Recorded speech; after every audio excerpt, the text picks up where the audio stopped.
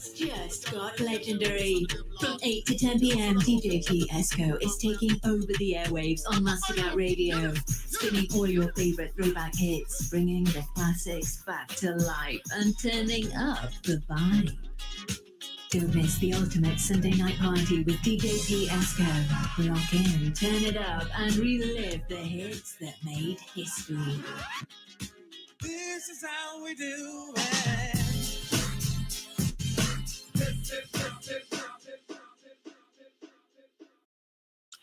Okay, welcome back.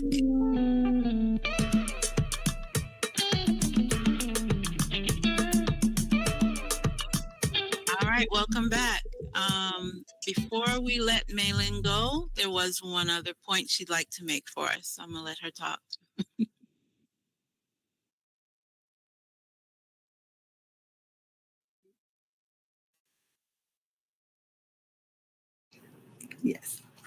Yes, we also offer the business opportunity where you can join our team.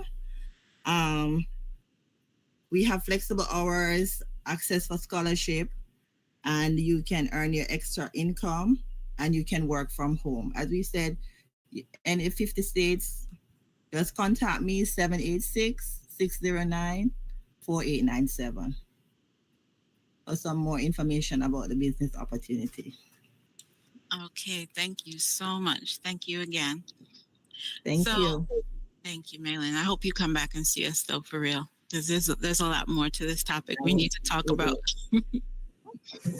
Right. So we have another guest that's going to join us. His name is Mr. Joseph Cox. He is another member of the Mastercat family. He has a show on Sundays called the Caribbean Business Review, and it can be heard right here on Mastercat Radio Sundays from 3 to 4 p.m. Jamaica time, 4 to 5 p.m. Eastern Standard Time in the States. Mr. Joseph, welcome, and please tell us about your background. Morning, everybody. Welcome, and thank you so much. Well, I'm not sure there's much to say. I'm an economist of some years. I'm not going to date myself. I used to have worked in Jamaica. I've also worked throughout the region. Most notably, I spent 9 years down in Ghana at CARICOM, which is a regional integration organization. Written a book on the new normal, the post-COVID primer to post-COVID primer to business. And of course, I also put out a weekly newsletter, the Caribbean Financial Dispatch. So all in all, I've been keeping myself a little busy and out of trouble. That's always a good thing. Yes, indeed. Yes, indeed. Now, for us here, we are all of Caribbean descent. Most of us live in the States, and we're always concerned with the economy here in the States as well as in the Caribbean. So I'm pretty sure that J-League would like to talk about that a little bit, about the concerns we have. Sure. I mean, my biggest thing is, how do we get by on very little? You know, how do we get by on very little? Well, to be truthful, that's the age-old question, you know, because remember one very basic fact of life. No job ever pays you to save, and no engagement that you have to make sacrifices, and it really comes down to discernible choices. You have to use your brain, as it were, and have long-term goals and trajectories. Where you are now in the States, I must confess, a lot of what is going on is just unprecedented. And what amazes me more than anything is somebody told you what they were going to do, but you all collectively sat down and behaved as if you're a deer in headlights when the person is doing exactly what they told they were going to do. I do not get it. Not collectively. Not collectively. I think those of us believe, listen, If somebody tells you that they're crazy, believe them. If somebody tells you that they walk and quack like a duck, they are a duck. So for a majority of us, and I'm going to say a majority of us, we believed exactly what was being told, but we were outnumbered. We were outnumbered, and I feel as though, and this is my own personal opinion, I feel as though we had dissension in our own ranks, where we don't know how to come together as one to voice our opinion, to stand as one, and we defeated our own selves. We were handed several as we pew pews. We don't want to say, we were handed several firearms, and we shot ourselves in the foot. And now here we are. And that's just me. That's my private personal opinion. I worry about it every day because I am a woman of color. I have children of color. I have a young son who's living in the deeper South than I am. So, I mean, no, majority of us did not agree to this. And I'm putting it out there because I know that Master Cat Radio is heard throughout the states, throughout the world.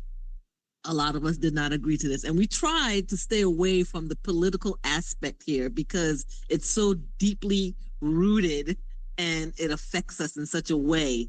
It's amazing to think. But anybody jump in and dispute what I say. It's okay. It's scary. I agree with you, Jersey. You know how I feel. But it's scary. And then when you think, I have children also, well, they're young adults, but my grandchildren, especially, there's not going to be anything left for them by the time, if the world lasts that long, there's not going to be anything left for them. How do you prepare for something so uncertain? Well, this is the first, but can I tell you something, ladies and gentlemen? One of the things I have to do is that you have to keep up with the information. So, for example, I know that some of the legislation is ridiculously long, and frankly, I doubt sometimes the people in Congress actually read the legislation in full before they agree to it. All right. But for example, if you start to look at some of the details that came out about this one big, beautiful bill, yes? Now, that has all sorts of implications. I find deep-rooted financial implications. And truthfully, sometimes you have to make alternate plans. Sometimes it has to be plans outside of the country to safeguard your future, because you're never quite sure what exactly is the policy frame. So, for example, look at the most recent thing now. You have the de minimis barrier, as it were, rule has just been dismissed by the United States. So any package that used to be packages under $800 US in value they wouldn't apply any duty to it. It would come in. That's why I call it de minimis is the minimum. It's the minimum, it's a base rate, right? Good. Now you remove that, but you don't have in place the framework to tell the various postal agencies, the courier companies, blah, blah, blah, how you're going to collect this duty, what is the duty that's going to be applicable. The postal agencies do not want to be saddled with a situation where people are sending packages around the globe, so to speak, right? Or sending them to the States, or vice versa. And then you don't know what duties to be applied, who's going to collect it, how it's being remitted, what is the process with that. Because we recognize something, that right now, the people with packages, or if you notice, most of the post offices globally have said, well, they're suspending the transmission basically to the United States. Why is that? Because of uncertainty. The tariff structures range anywhere between 10 and 50% based on the duty structure that they have in place. So the honest truth of it is that you're in all sorts of uncertainties. Yes, places like Sheen and so on, I hope I got the pronunciation right, but they will be affected. Of course, yeah, sure, you're getting out of China, but you know what China has done?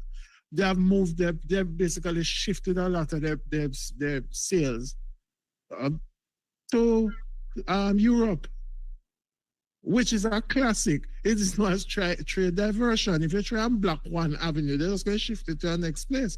So, in other words, all of what is going on here and the uncertainties that come with it, it really just means that you have to keep yourself informed. And that's one of the reasons I use the tagline mostly, where knowledge is strength, but information is power. Because the honest truth of it is that if you do not keep yourself informed, then you will, it will come out, you'll be living a life of basically deja vu, where every day you're saying, but didn't this happen before? And you keep going and you keep going over and over and over and over. As ground, to use the analogy you're probably more familiar with in the States, is Groundhog Day basically every few days. You know.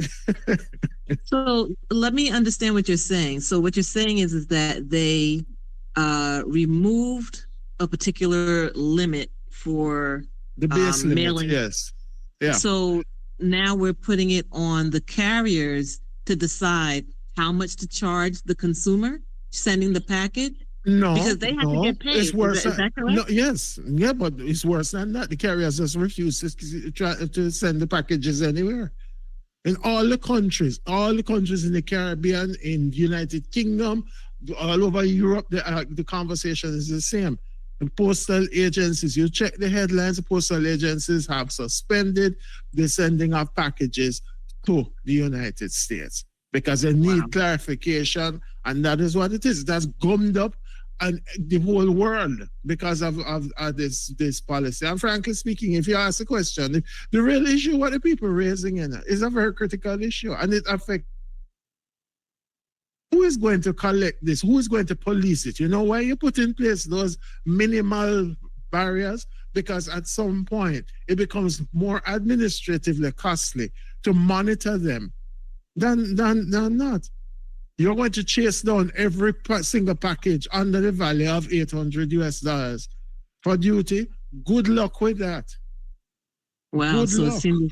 it seems as though we're being taught a very valuable lesson. You know, it used to be don't mess with the U.S., but now it's like, oh yeah, you mess with the bull, you get the horn. So like, it's, you know, we're being taught a valuable lesson, you know, because part of the conversation today was, you know, things that go on here in the United States is what kind of sets the pace for what's going around the world, you know, like certain smaller countries, you know, try to follow the footprint of what's going on here in the U.S. So I feel in this particular case, we're being taught here in the U.S. a very valuable lesson.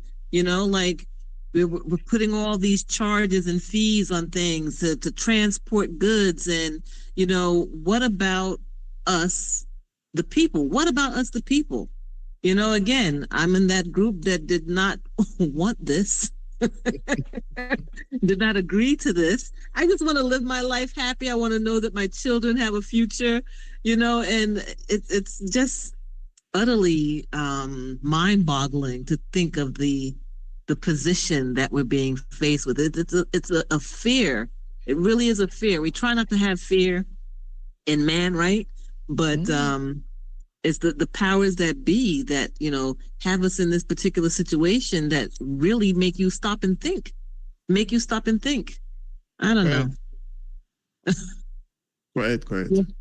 You know, Yes, yeah, you know, as Jersey was saying that, you know, with everything was going on, like I was telling somebody the other day, about 2 years ago, I didn't even used to think really, you know, you have your job and you're working and everything. And I never even thought about you can lose your job, you could be sent home. But with everything going on now, it's like, how to put it, if he was to take away certain things, they're going to affect my job. Job is like a domino effect, because I might say, oh, I'm not on Social Security as yet, and I don't have Medicaid, but then when you think about it, if he takes away all these things, my job is in jeopardy. So it's a concern for me that sometimes I feel anxious. So every time I listen to the news and I hear this is what's going to take place and that, I'm like, oh no, I hope he doesn't mess with it, because for me, it messing with people and there's nothing in place. It's like these things happening, and That's the point. so it's like plan B. What is plan B? So now you're looking at, you have all your bills to pay, all these things, and that is why sometimes the plan B for some people, you'll hear they go get a rifle and come and Mhm. war, because people are frustrated, because here it is, you sending people home like that, but no other alternatives. Some people has been in this place for years, and if they don't have a little savings or whatever, this is why you hear these mass shootings and these things, and people will be wondering why, but it's because of these type of things. You hear about people unaliving themselves and these things like that. So we really have to be mindful, and this topic is very nice. Two topics, one on insurance and talking with the economist this morning is very enlightening, very, very enlightening. Yeah. It's scary because desperate times call for desperate measures, and that's what people fall into that category. I mean, you pay into me personally, working since I'm 16, right? No shame to say I'm 56, right? And you work and you pay into something, you keep paying into Social Security, you keep paying into this and keep paying it. And it was always a fear, I want to say 10, 20 years ago, that they said when we reach this time in 2000, right? They were talking about in 2000, Mr. Joseph could correct me, that there would be no Medicare. There would be nothing for us to live off of if we keep going the way we're going. And now here we are in 2025, and we have people of all colors, of all background here in the United States, not just us melanated people, right? Because it almost felt like it was a target towards the melanated people, right? But we're not the ones, I feel personally, again, that are in jeopardy because we know the struggle. We know what the struggle is like. It's the people who never had to struggle through certain things, never had to worry about whether or not we were going to get hot water through the pipe, whether or not there was going to be gas, whether or not to heat the house in the winter, how much you open up the fridge and, you close it back quick because, it just reminds you that there's not enough, So we've been through the not enough and managed to get through it. My parents were born and raised in Trinidad, and I learned early what Susu was. I learned early what a village was and how people came together and kept food on the table. So all these tactics to take away benefits and to take school lunches away and to dismantle social services and to stop Medicare and Medicaid, I don't know. Again, my opinion, people of color, people of lower income know how to get by. So those who put people in this position, right? You all put this in position, and now it seems as though it's affecting you all more than it is affecting the people you thought it was going to affect. Well, listen, but no, I hear you on that, but every time I hear a conversation like this, I smile. You know why? Because I keep remembering, but her emails. That was one piece of nonsense. And the next one was, she used to prosecute black people, people of color. And therefore, she's like a Fed and should never be supported. Well, you listen to me. You create the scenario for yourself. There's nobody, because trust me, I keep saying it. And even right now in Jamaica, we have an election, and you have some people saying, we're going to vote for this one, we're going to vote for that one, or we're not going to vote, we're protesting the system. And I keep pointing out to people one very basic fact. There's something you need to realize. A political party or political institutions exist for one purpose: to win elections. If they don't win an election, they really don't have no relevance. And a politician will tell you the basic fact. I don't care if it's 3 votes and it's 2 of us, one will get 2 and the other one will get 1. And life goes on. Yeah. Because understand something, if you sit down and you think you're protesting any system and you're protesting this, you are fooling yourself. Because like what happened in the last election, people opting out about the protesting and they didn't want this one and didn't want that. Here's the reality. You know you have reaped what you have reaped. And guess what? You're going to have to live with it because you have a fixed selection timetable, fixed selection dates. So you're stuck with this until such time. And if not that point in time, if you come up with another set of excuses, another set of nonsense, but honestly, you're really just giving a thumbs up to the status quo. So you have nobody to blame but yourself. And there's the truth. So and it comes down to even when you're looking at your own finances. Because this is where I'm going with all of this. If you sit down, you have opportunities, right? In this day and age, let's be very honest, right throughout the region, certainly, and I would say throughout a good part of the United States, all of us look and say, boy, we want to retire and we'll have this grand plan that, when we're retiring, life is going to be great and we're going to have all these plans to do all these things. But let me give you a wake-up call. You can't afford to retire, and I don't care what the plan you have in place. 100. I agree. I totally agree. I agree. No, because you're looking at a scenario where inflation is such, right? So therefore, the value of the money that you may have had, the next thing you may have had, is not going to last as long as you probably thought it was going to last as well. 2, with modern medicine, truthfully, we're living longer. Right? So how long is long? And there is something that always fascinates me, because right throughout the region I've made this criticism. We have a philosophy in a number of countries where retirement age is like between 55 and 60. In some cases, 55 for women. I hope that discontinue that nonsense, but 55 for women, 60 for men. Or 60 for men and 60 for women, 65 for men.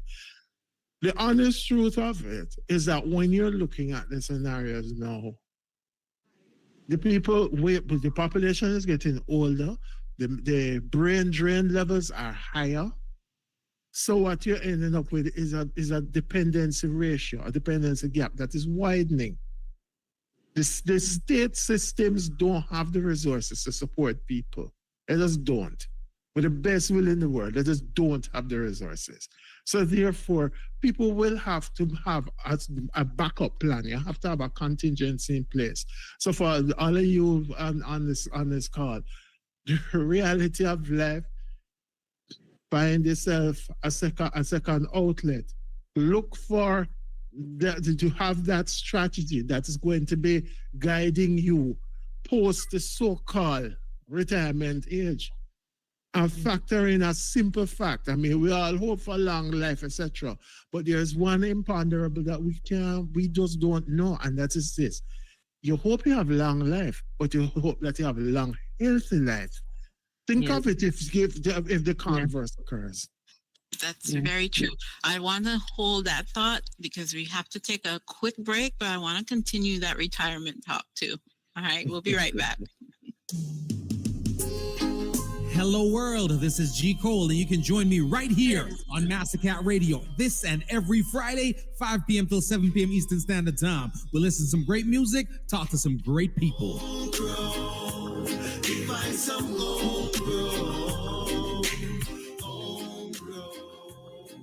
You don't want to miss it.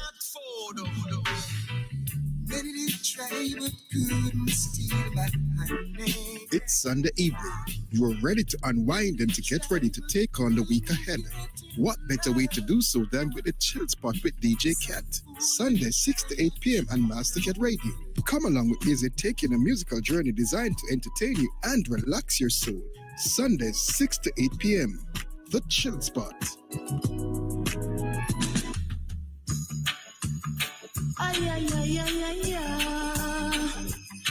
I'm on the worries, I'm on the trouble.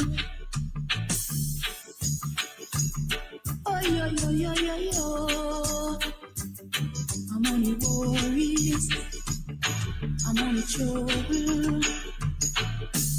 Anywhere you go, it's the same price. Money worries, money worries.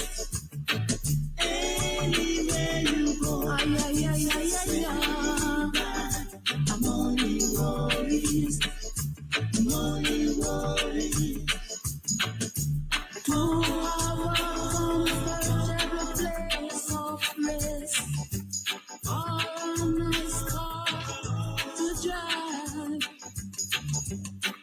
Anything you need these days, money is the only answer. Yeah. Anywhere you go, yeah, yeah, yeah, yeah, yeah. Money worries, money worries. Anywhere you go, it's the same. Yes, money worries, money worries. Everyone would like to live happy, eating and wearing the best in life. But to really do so, my friends, money's the only problem. Yes, anywhere you go.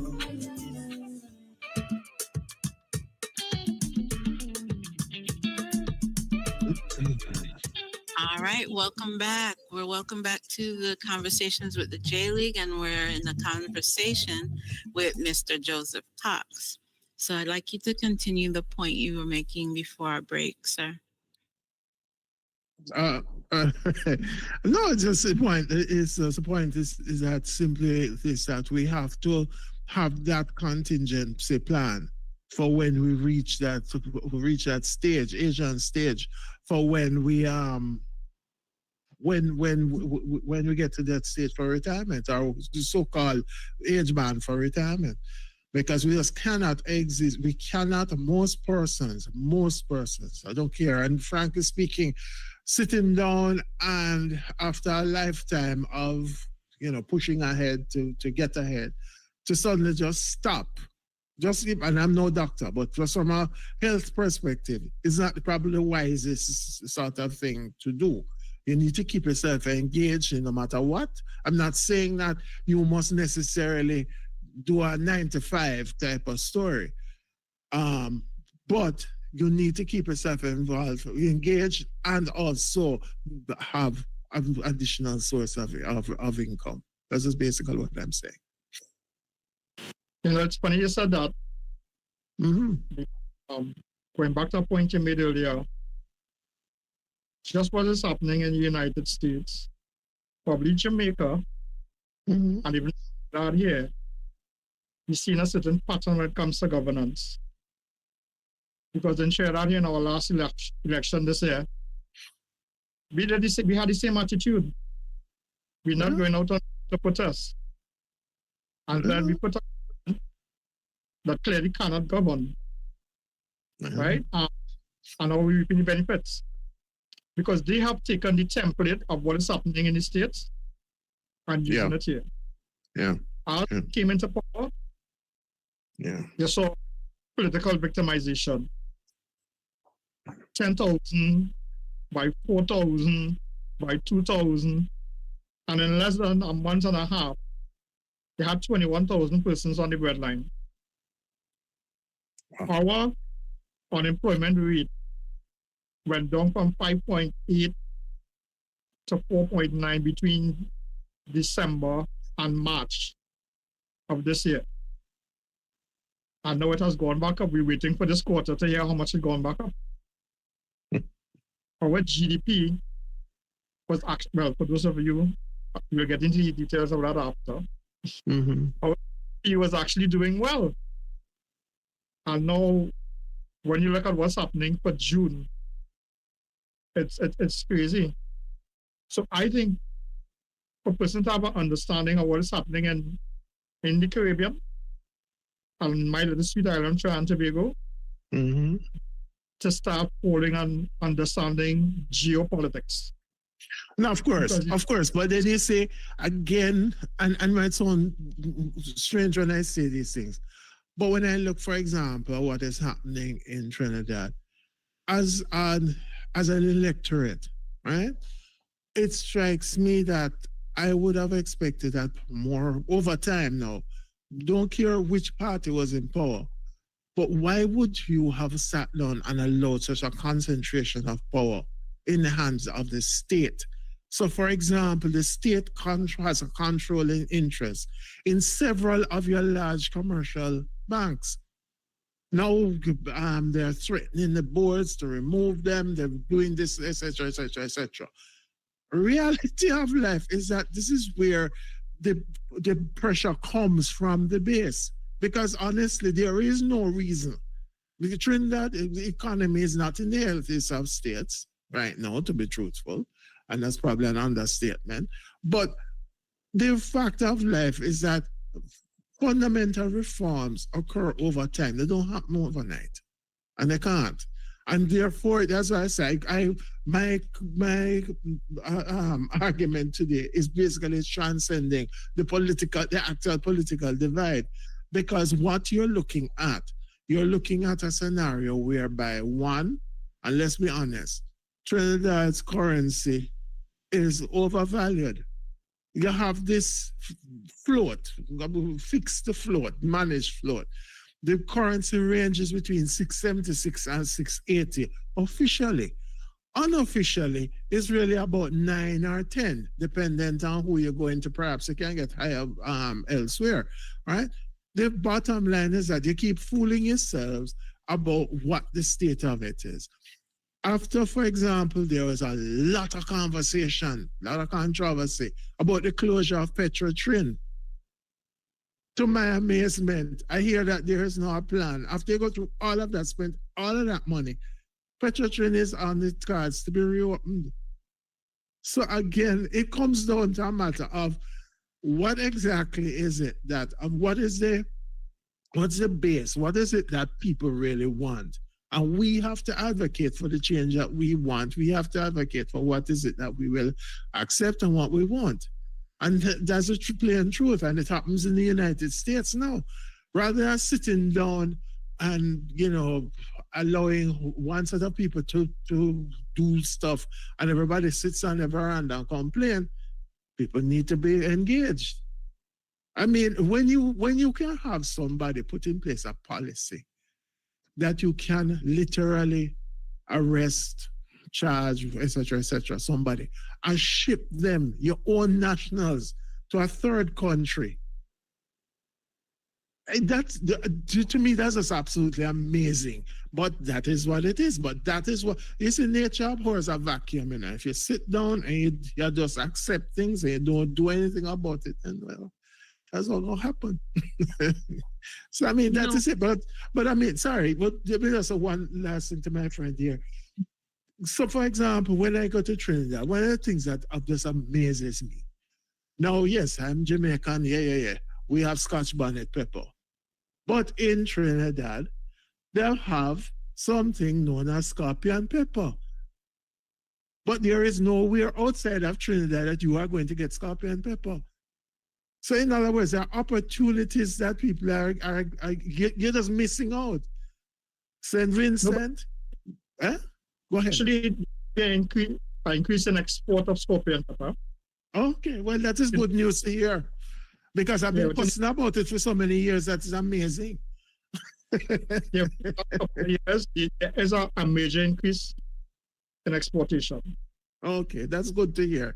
That's good to hear. Just like how you need to export your skills to some other Caribbean countries, which I will not speak and call their names, but teach them how to make a good something in them, doubles. Because trust me, you have some imitations, but let me not go there.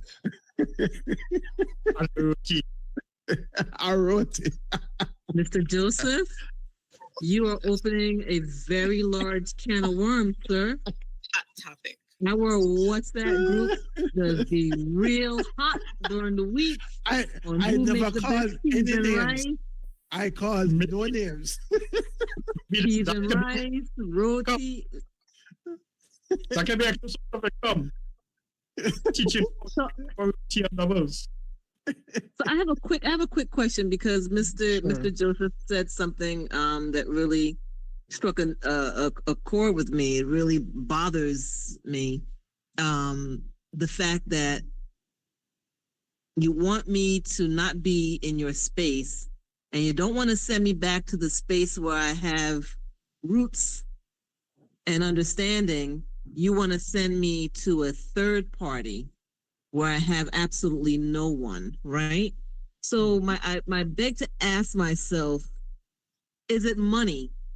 And that country that you're deciding to send these people to, what is the exchange? What was the price that we put on the head of those individuals? What is the part of the piece of the puzzle that we're missing? Because who's being served by this? You know what I'm trying to say? I hope I'm trying to explain myself. If I do a crime here in the US and they say, oh, well, so what that you were born here, your parents are from Trinidad, we're going to send you to Trinidad.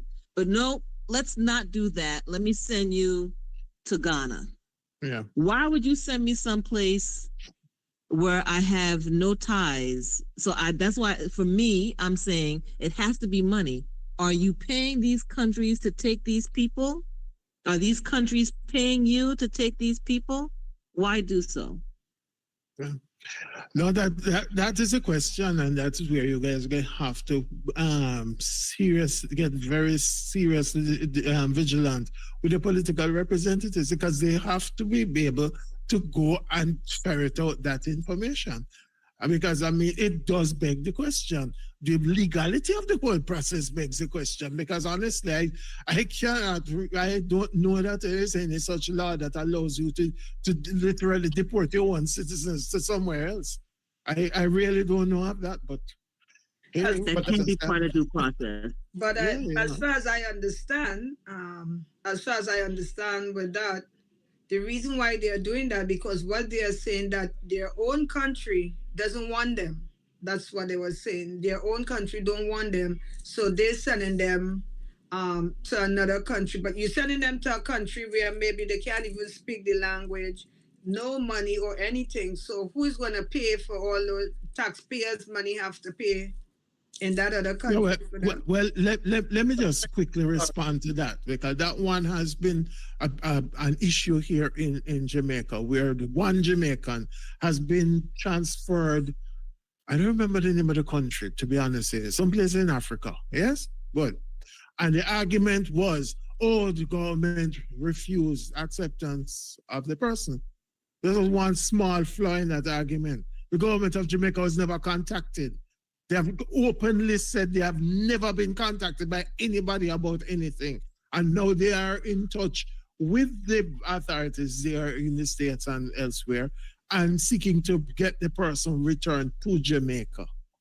All right. So, I mean, people can try and rationalize things, and, just like how you have the challenges now coming up where for persons trying to remit money home is a big challenge, and so on and so forth. And you have all sorts of hidden fees that are brought on board, etc.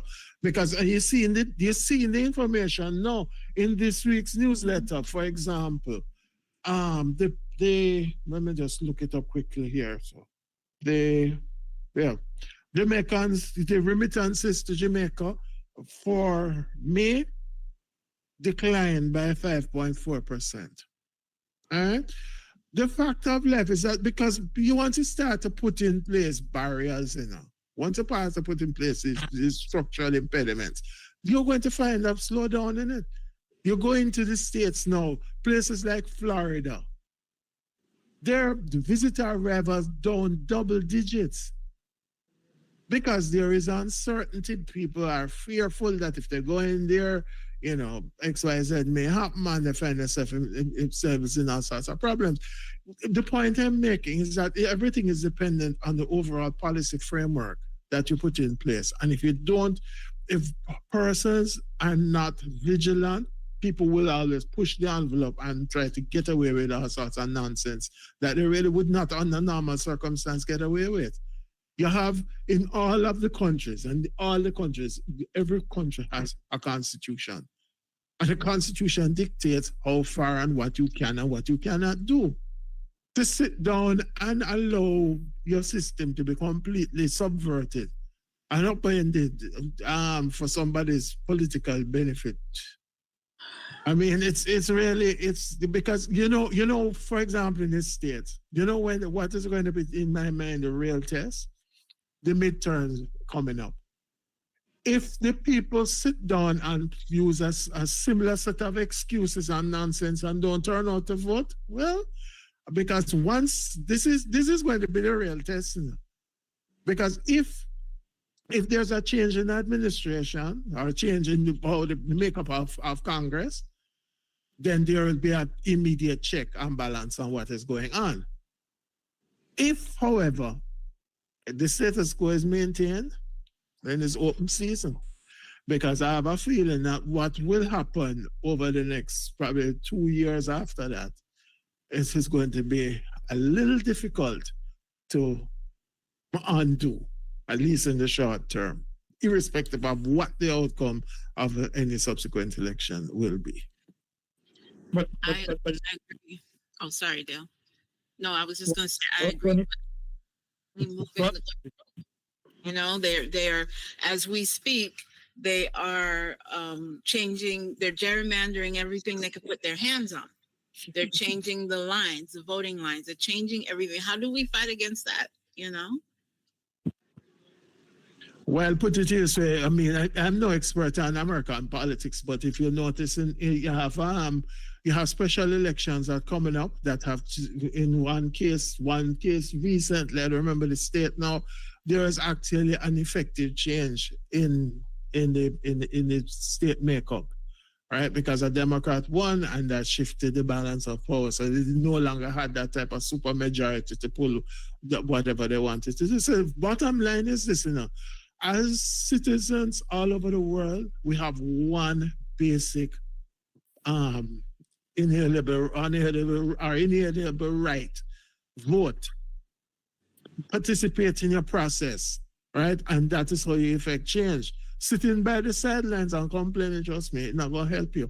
Because, for example, when they shifted when they did the gerrymandering in Texas, I'm pretty sure that it was with that mind, among other things, to completely exclude Jasmine Crockett. Because she's like a thorn in their side. I mean, you remember, a politician will do whatever they can, to shore up their thing. But you as citizens, you as participants in the process, you have to learn to participate and become very proactive in the process. Because if you don't, then people are going to do whatever they want to do. But it is not all over. But the thing is simply is that it's a matter of driving the engagement. People have to participate in whatever it is, whatever they believe or whatever they don't believe, they must participate. And the thing about it is, sorry, I'm busy after, right? I just want to make this point quick. The thing about it is, what we need to even realize that the effects of what's happening is shutting down. And doing some research between yesterday, there's a harsh decline on persons coming out for Carnival in October, Tobago Carnival. Mm-hmm. And depend on ecotourism in a major way. Mm-hmm. So, but no surprise, because if you look at it in the United States, irrespective of all this nonsense they keep hearing people talk about, the tariffs won't have any effect, etc. All that has happened, is that the people, there's a lot of uncertainty. A lot of people either have lost their jobs, been displaced, because remember that when the administration changed, and Mr. Musk went in, he went to town, as it were, with a hatchet through the public agencies, right? So that's one. So, but two, what that creates is that era of uncertainty. And people do not spend if they're not sure about their future. Nobody does that. That's just human nature, right? Three, when you're looking at the various tariff structures that they have put in place, which drive up the cost of things, no matter how you want to disguise it, because the only reason why you're not feeling it as much as you really will feel it in the States so far is because a lot of the companies pre-purchased to try and get ahead of the tariff. That's all it is. So, for example, the other day I was looking at some of the major chains like a Target, etc., etc. They have pretty much completed their stock up for Christmas. So you are not necessarily going to see any impact there. But guess what? That strategy can't last forever. Temporary. Right? And so it's a temporary thing. So all I'm saying to you is that with all of those factors being brought together, you are going to see a slowdown in terms of the expenditure of people and basically that is discretionary expenditure. So you find people spending less on coming on holidays, even if they come, they spend less on coming on holidays, etc., because again, there is that element of uncertainty that has now been brought to bear.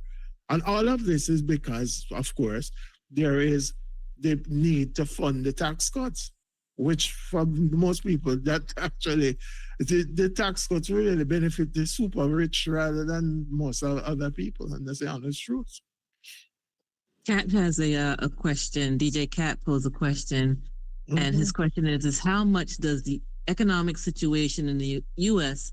affects the Caribbean, and what can we do for greater independence? And I'm going to only assume that he's referring to Jamaica. I'm assuming that he's referring to greater independence in Jamaica based on the economy in the U.S. All right, I will say this then, and I won't limit the response to Jamaica because it obtains right throughout the Caribbean. Thank you. What we have to do is that you have to recognize something. The question alludes to it, but let me say it. We are heavily dependent on U.S. imports, right? That is just a fact of life. And what you see, if you look at the latest trade data, you'll find that there is actually more purchasing that is going on from that market, at least in the interim. However, you ask about what you can do. Let me use one example. Barbados is shifting its imports to South America, right? Because they are most of their imports wouldn't traditionally come from the United States, but with the tariffs, etc., the cost framework for them and the cost structure is changing. So what they do is that they're shifting. And why I'm saying this is that to put it in the broadest possible sense, what you're looking at is that your supply chains, the tariff framework is in place, yes, in the United States, but guess what? As we learned in COVID, supply chains can shift. You will look for additional markets and you go and you get your stuff out of them. Because let us be very clear. Yes, United States is a $30 trillion market, but let's be clear, it's not the only game in town.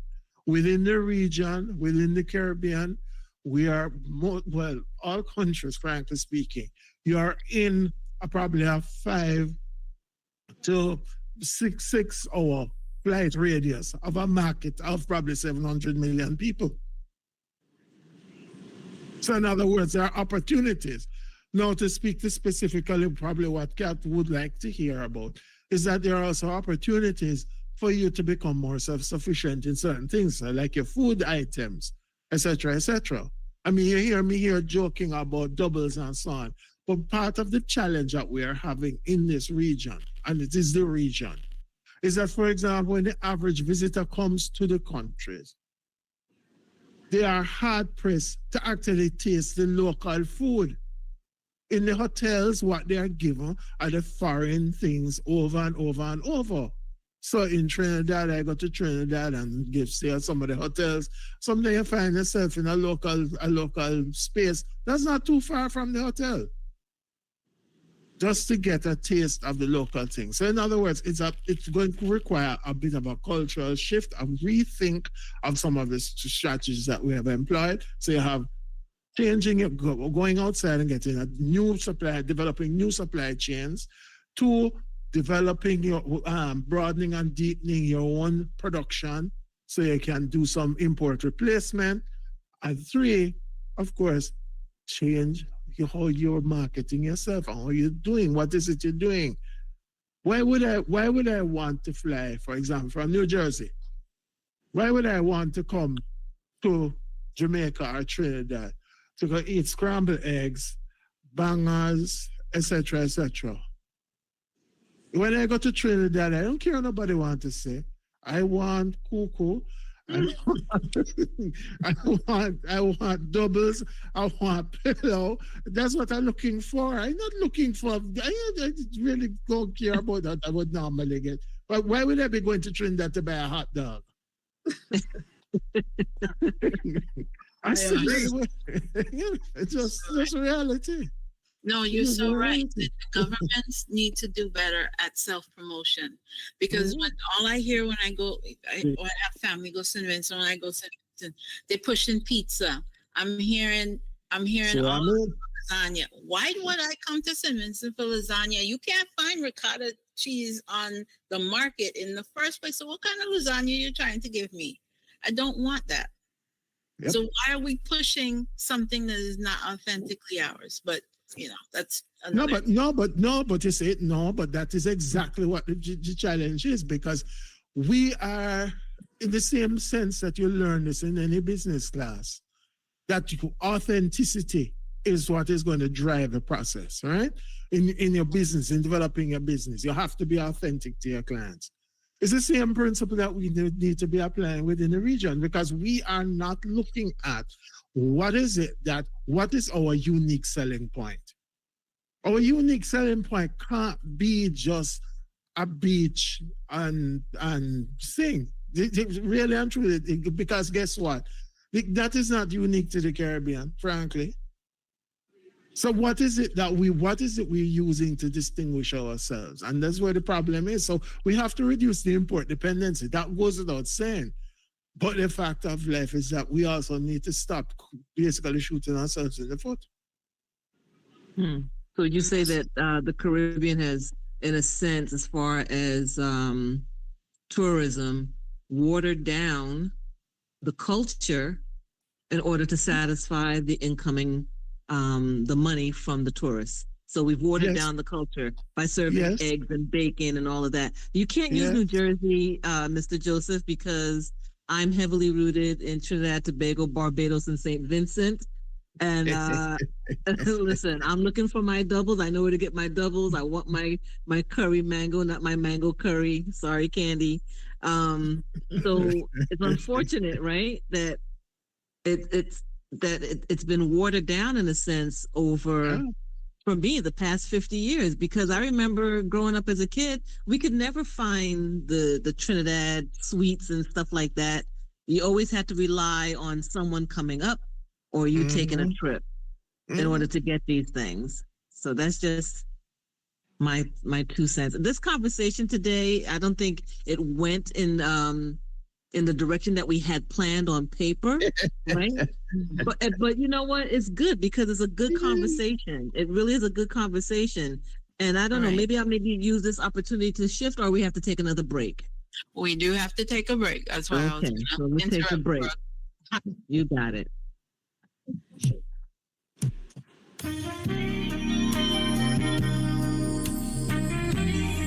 It's the Love Web, this and every Wednesday on Mastercat Radio at Zeno FM, 10 a.m. until 2 p.m. The Love Web with Colin Anthony, 10 a.m. to 2 p.m. It's after it's love songs for your love.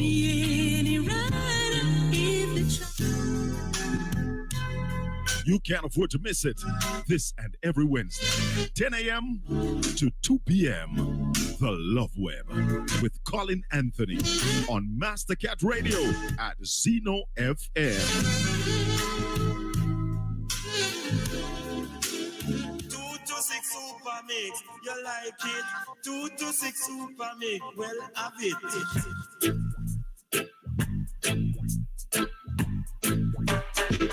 There's a natural mystic flowing through the air. I tell you, join us each and every Wednesdays for the 2 to 6 Super Mix with yours truly, Super Muta.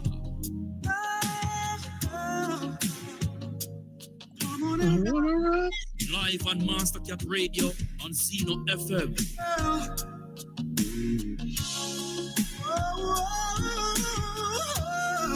That's a 2 to 6 super mix. I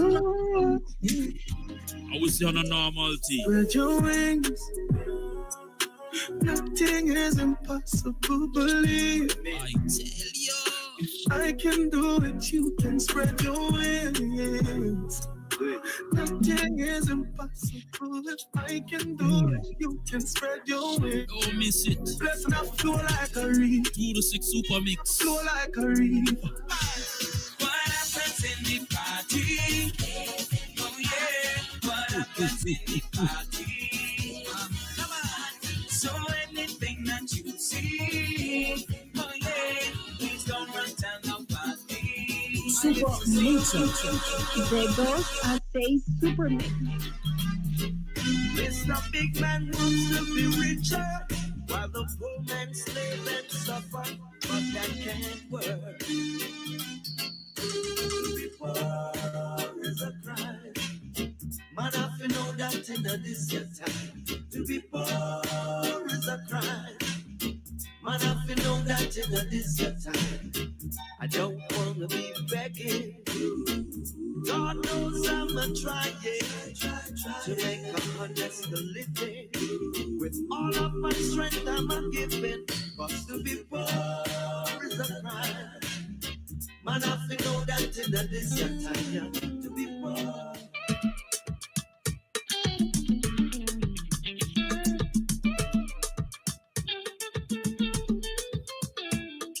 Okay, we are back. We are back with Mr. Joseph Cox. You know, while I have you here, are you able to stay with us a little longer, sir? Because I think we're getting into some really good conversation, and I don't want to cut you loose. Are you able to stay with us a little more to the end? I hope. All right. Okay. All right. Okay. No problem. You're stuck with us. Well, yeah, give me a big when you were to go, but I wanted to keep it. Thank you. I really wanted us to get back to more of like solutions. I understand like with the islands, one of the things they could do, diversify their trade partners, right? Less dependability on trade with the U.S. Because like you said, they're not the only game in town. Do you think that's going to be a corrective action? Is that something that's going to help or aggravate the current administration? Like let's see if we can find some kind of a solution, because I feel almost like we're like sitting ducks. We sit here and we talk, but what can we really do? No, well, beyond a certain point, you know, and you're going to find this not just from the Caribbean, but globally. Beyond a certain point, you know, so for example, let me use a concrete example. This last week, United States put on a 50% tariff on India, right? Good. But no, this was because they was upset about their trade with Russia, etc., etc. You know what India's response was?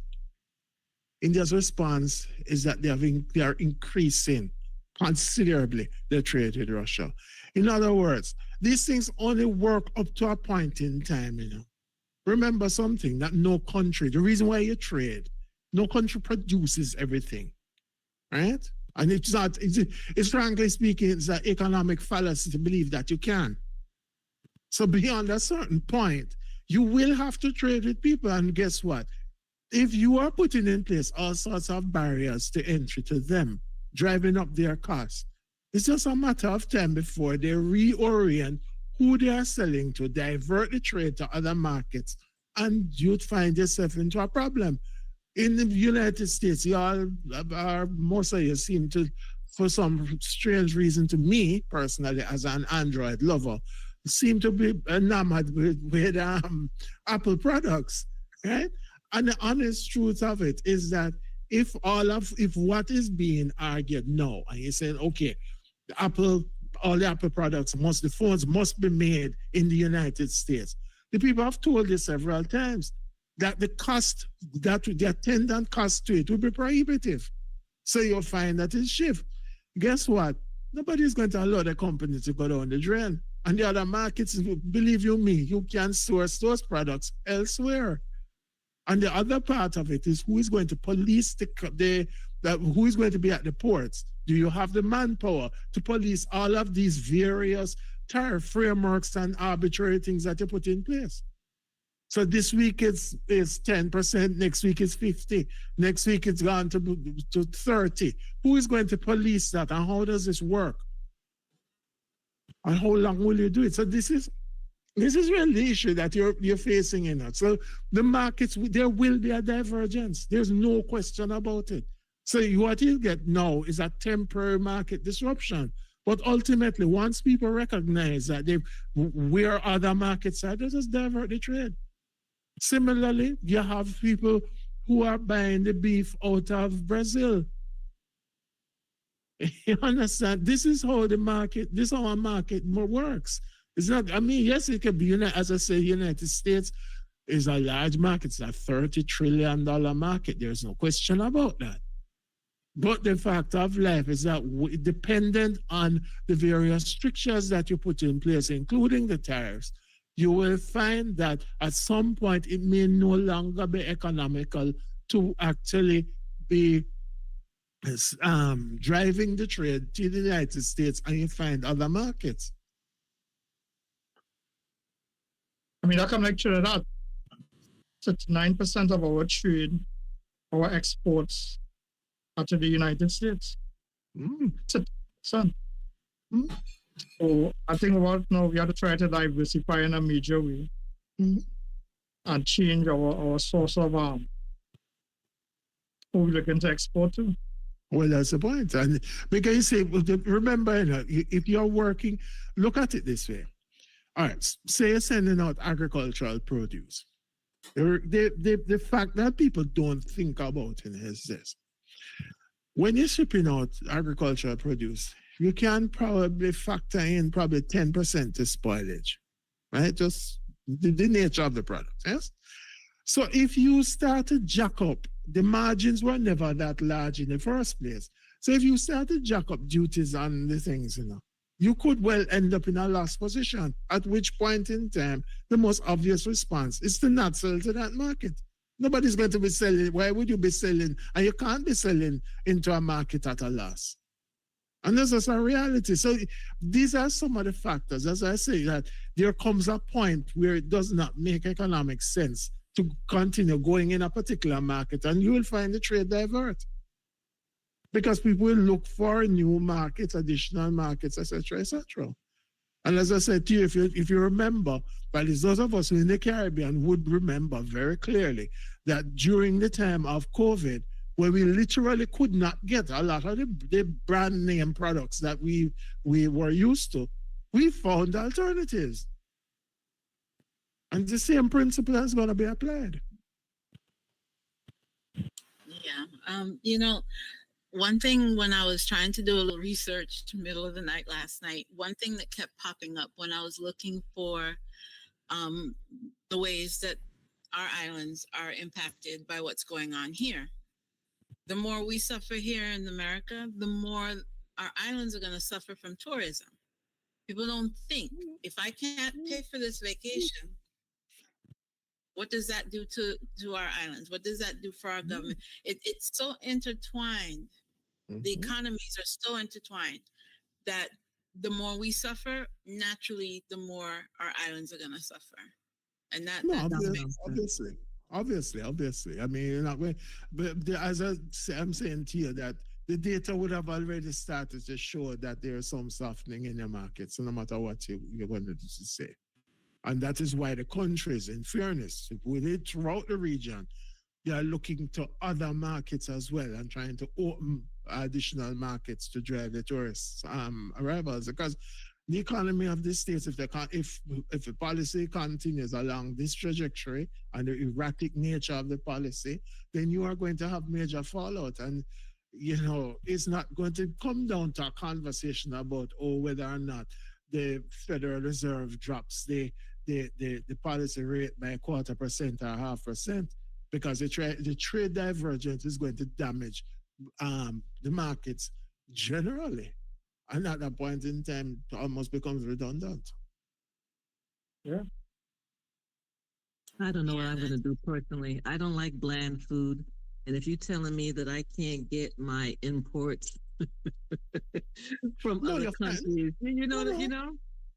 Well, no, but the thing is simple is that ultimately what will happen is that alternatives will kick into place, no matter what.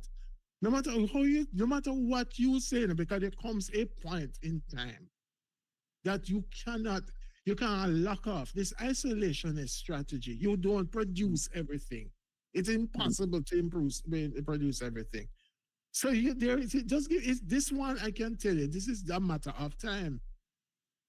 Because no matter what, the factor left, so all right, for example, you say, okay, or you have all these illegals coming in and blah, blah, blah.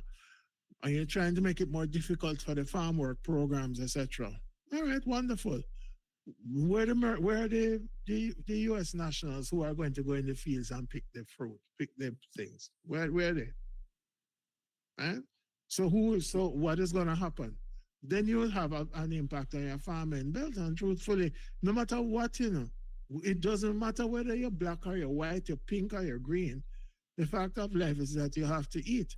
And therefore, if there is no food to satisfy that market, then you have a problem. And there you go right back into trade.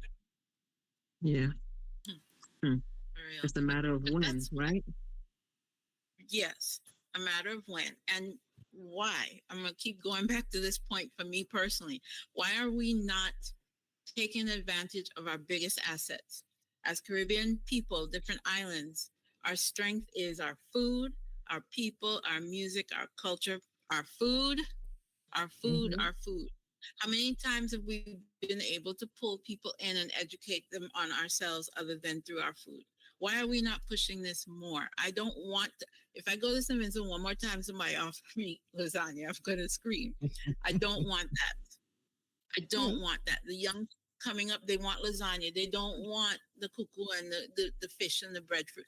They're like starving for things that we don't want here. We want our old ways. That's what makes us strong. So I don't know. But you say, and this is a challenge that we are having right through the region. Our generation, put it this way, use the collective, our generation, if we're not careful, when we exit the scene, that will be the end of a number of our traditional foods.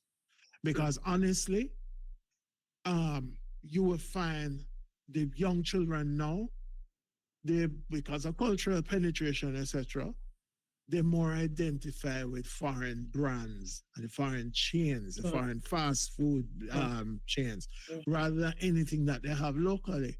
So what this will require, just like our winners at CARICOM, we're talking about 25 by 25, but here it's now gone to 25 by 30.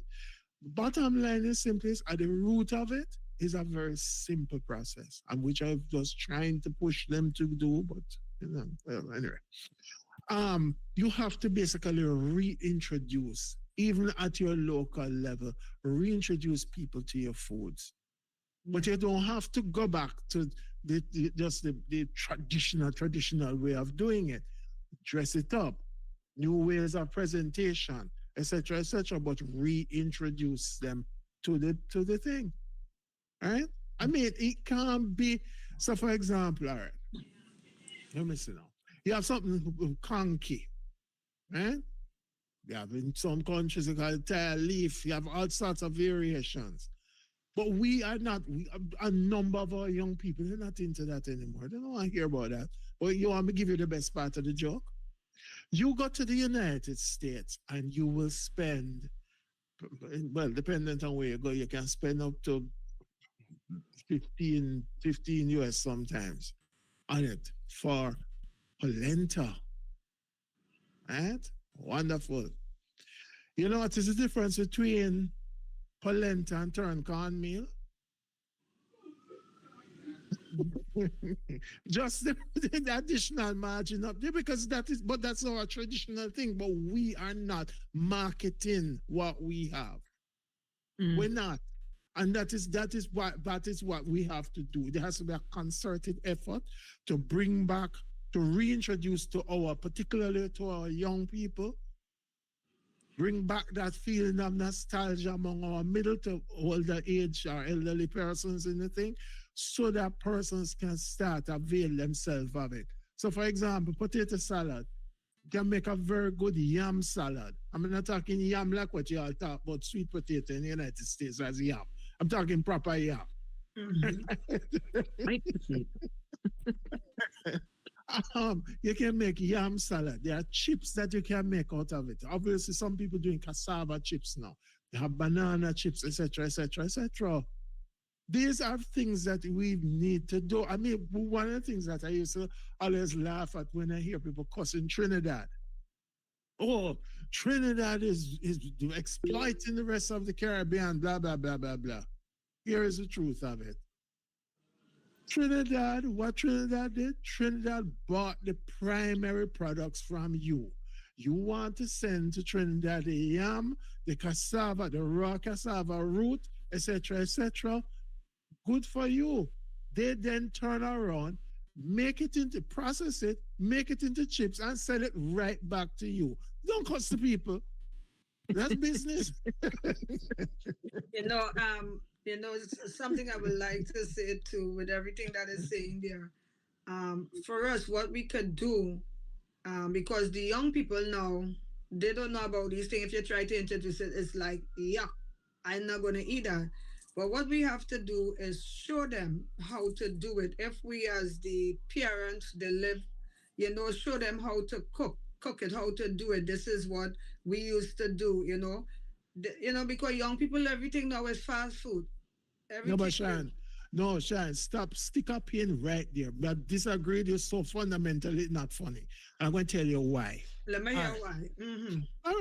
All right. So, for example, pick a national dish, any national dish you want. For me, I would say I can't selfish, but that is just Jamaica. Go with your national dish. But pick anyone. I'm going to show you. Let me go with a pilau. All right, fine. So, all right, here is how you start to do it. Because the first thing you have to remember is that you eat with your eyes before you do anything. So it's a matter of presentation. May I suggest to you that what you do is that you take, for example, a martini glass, right? You make a base, like, for example, you can use avocado if you want. You make a base, right? Mm-hmm. You put the pilau on top of that. You use things like lime or lemon slices to divide, and you can put something else in there. In other words, how you make the thing is how you make it attractive. People will eat it, they will taste it, they will whatever, but it is a matter of how you make it. However, if you just come and you just make it some very basic thing, trust me, they look at but I understand all of that, what you're saying, but what I'm saying is teach the children, they're growing up, teach them. You know how to make roti, you teach your children in the house how to do it. So that's what I'm saying.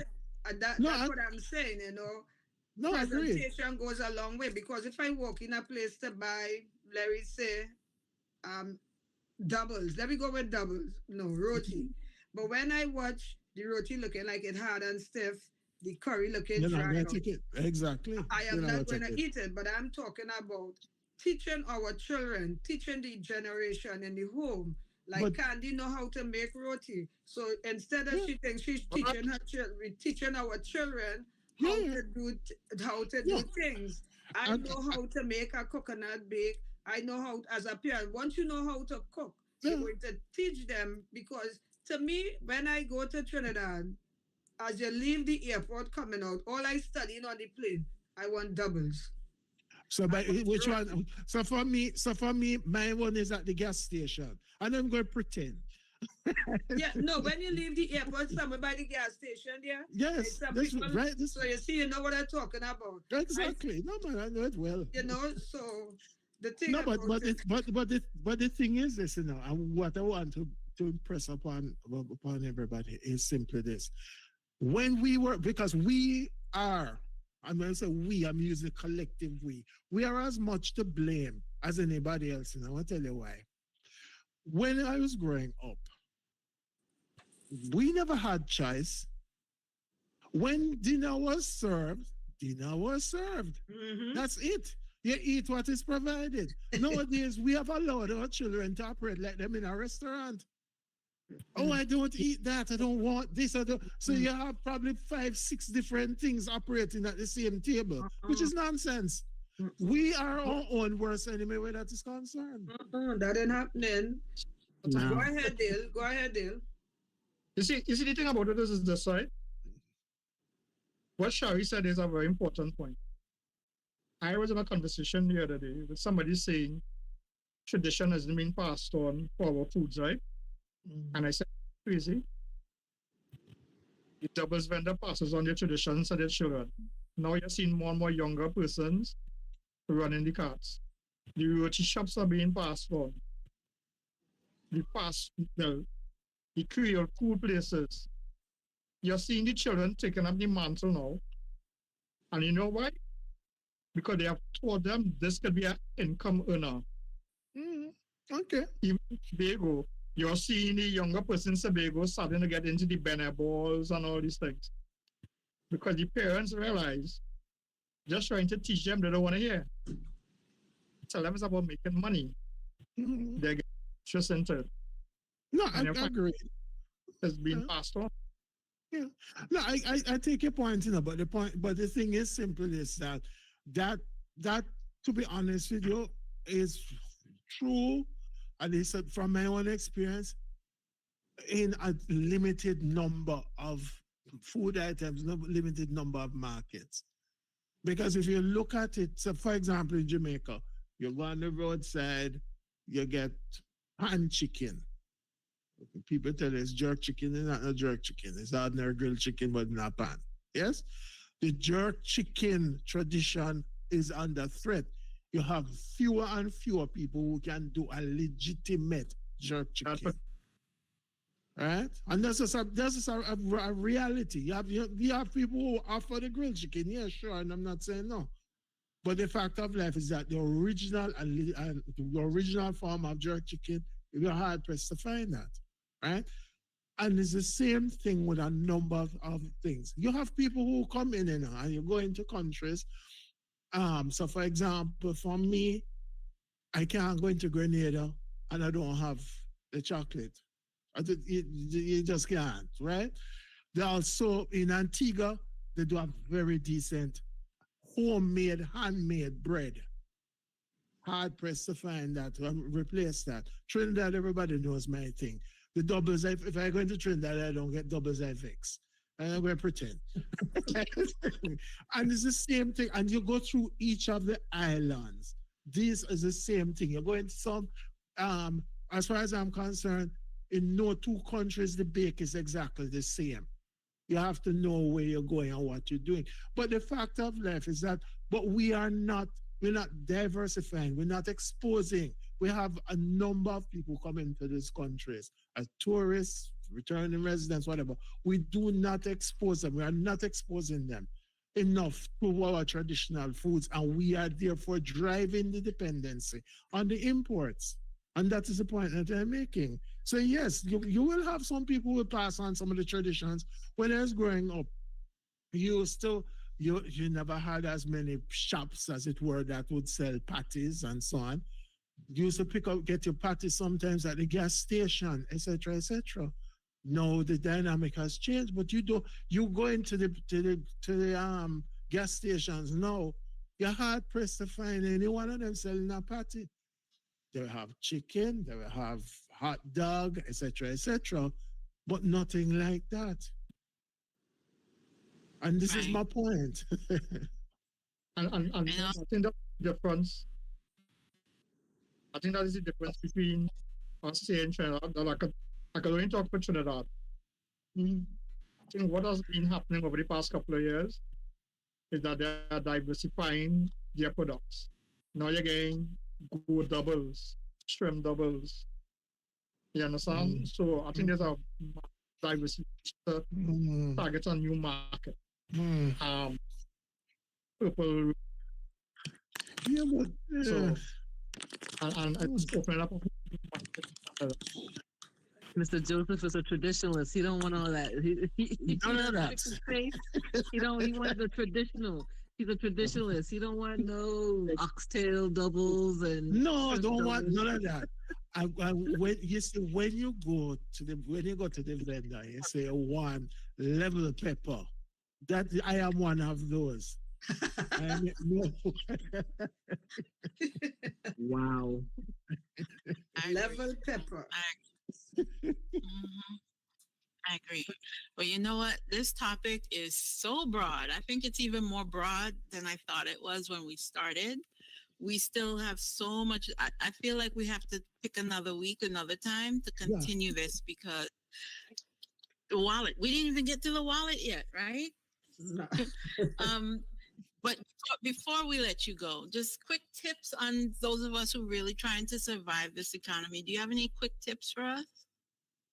Well, put it this way: in terms of quick tips to deal with, one, saving is a discipline. Saving is a sacrifice. No matter how small it is, you have to,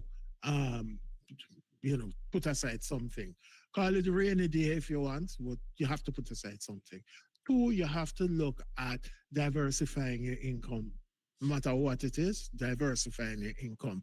I'm sure pretty much most people are involved in some activity that, they do as a hobby. The best thing you do, if you can convert that hobby into something, monetize it, that's the way how you drive that thing. Three, whatever the business, whatever activity, because nowadays you have, with the onset of artificial intelligence, a whole new market, a series of markets are now opening. Upskill, get upskilled, get yourself additional training in these areas, prepare yourself for the next iteration, as it were. Because the most recent study that I saw that came out says that by 2030, 39% of the current jobs are going to be the obsolete or significantly transformed.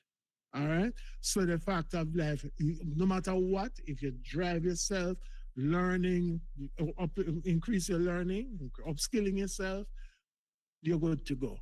You're preparing yourself for the next dimension. And of course, diversify your investments. Whatever investments you have, don't put everything in one space. Right? Diversify, spread your risk around so that we can optimize your returns. And the last thing I can always say to people, I said it at the start and I say it again. No job pays you to save. Saving is a discipline.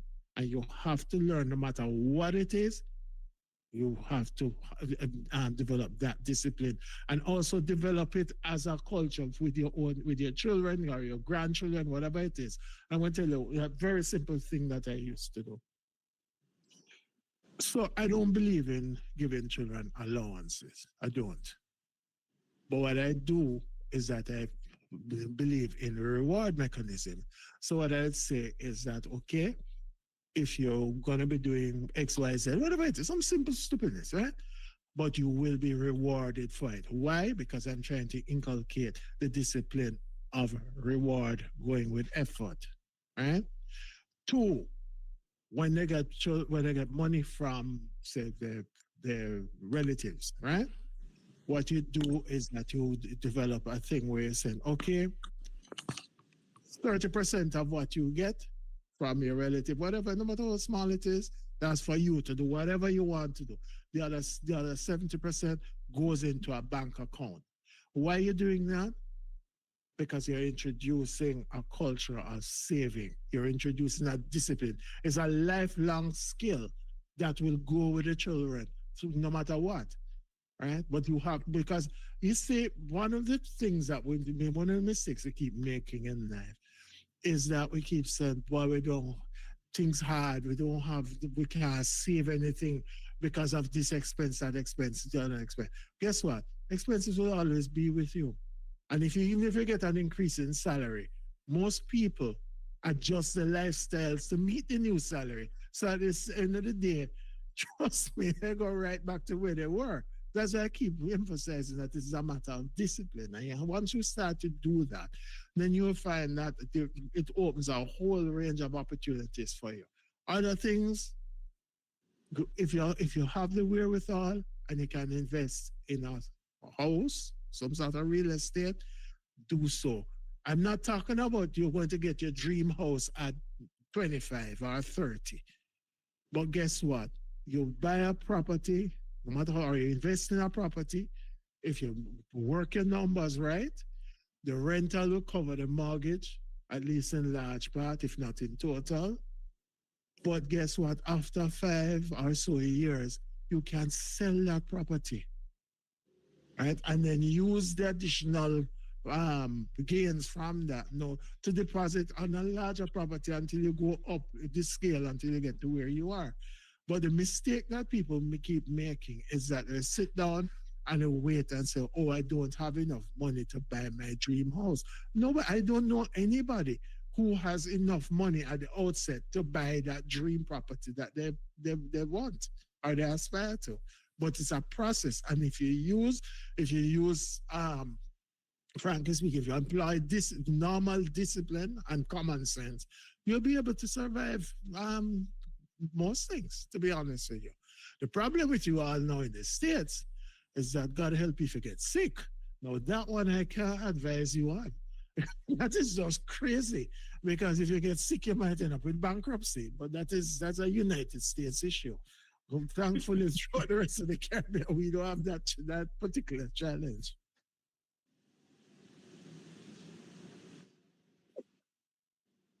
You're muted. You're muted, Vince. Sorry. Sorry, no, I was saying I'm so grateful that you took the time to come and spend with us today. And there's so much more we can cover on this, right?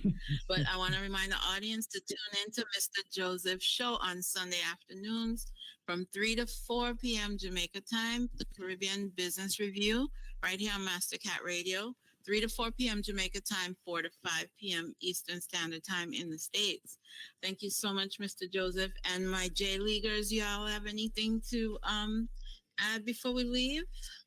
Yes, I learned a great deal here. I appreciate Maylin, Mr. Joseph. Thank you both so much. I've learned a great deal, and I have some big changes and decisions I need to make and get myself out of a rut, if you will, and jumpstart myself in the direction that I need to be in, because, otherwise the reason why my parents came to this country was all for nothing, all in vain. And I can't let that happen. So again, I appreciate you both, and I appreciate my Master Cat family. Thanks again. Yeah, and I would like to say I have learned a lot this morning, and I think Jazzy said something, but I have it written down here. I think she was watching the first line I have learned so much from both Maylin and Mr. Joseph this morning. Actually, it was very enlightening. It's a lot of food for thought. It's things that I think about, but hearing it this morning, it makes me realize what I have to do. Because I always talk about plan B. Last night I was making joke and saying I'm going to cut the nails down, and Jay-Z was laughing at me, get rid of the nails, but the thing about it, it was very, very enlightening, and we would like to have you back. I don't know when, it might be next week, because we always have trending topics, but this was supposed to be one topic then, and then we move on to something else. But it was so good, we couldn't even move on to what we had planned. I mean, it was part of the plan, but we couldn't even move on. So this was really good. So thank you, guys, Master Cat family, mastercatradio.com. Thank you. Love and Life, we miss you, but I understand. I had to shout out my girl, Love and Life. So thank you, everybody. Dale? Dale, have final thoughts?